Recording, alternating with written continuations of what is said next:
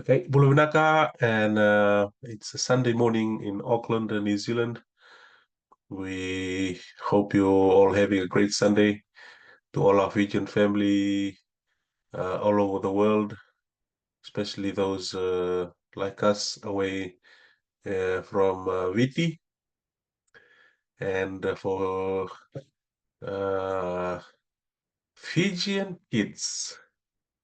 I know we've done a few of these before, but this is just a repetition.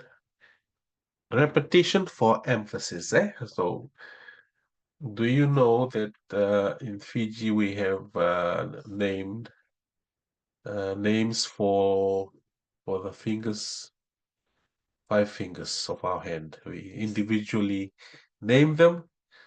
Uh, this is the vuku, the wisdom of the old days, of the old ways. They have maybe they are stories or tales behind them. We'll name them for you today. Just name them for you. And you can ask your mom and dad the translation of the names, and maybe they can tell you the stories. There might be stories behind the why they are thus named. Okay, so we're speaking English because maybe some of you don't are not really that familiar with Fijian at the moment. We understand it is a challenge to to keep speaking our language, especially when we are in a country where English is the main language. It's okay, but there is always the chance to try and get back to our language, and through our language, our heritage, our identity, knowing who we are. It doesn't matter where we are in the world, we know that we will always keep that connection back to our viti. Okay. Yulubengu. That one, what is that one? Na Indovi. Could you say that again loudly, please, Karkere?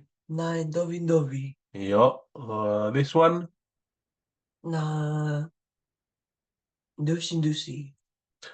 this one. Na Tumsivitira. Okay, that's the third one.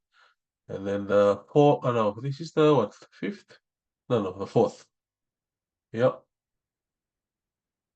toka, Takatako toka wale.